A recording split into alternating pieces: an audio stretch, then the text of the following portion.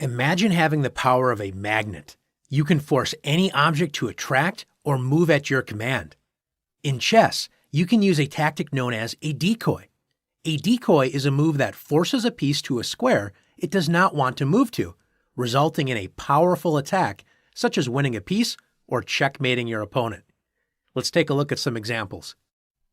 In this position, white could play queen to h7 check, but then black's king on g8 escapes to the f8 square. If only black's king were on h8, then queen h7 would be checkmate. Can you see how white can attract the king to the h8 square?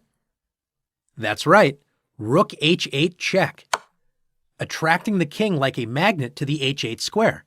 After king takes h8, white delivers checkmate with queen h7. Let's take a look at another position. In this position, white is down an entire rook, but the game isn't over yet.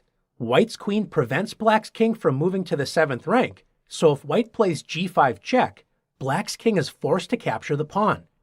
Can you see what would happen then? If you found a forced checkmate, great job! After the decoy move g5 check, black is forced to play king takes g5, luring black's king into the open when white ends the game immediately with queen f4, checkmate. Let's take a look at one more example together. Not all decoy tactics result in checkmate. Sometimes you can win material. In this position, white plays bishop to b5, pinning the queen to the king. Black captures the bishop with queen takes b5, but enters a square where white's knight can fork the queen and king. Can you see it? That's right, knight c7 check, forking the queen and king, winning the queen for the decoy bishop. Let's practice finding decoys in the following examples.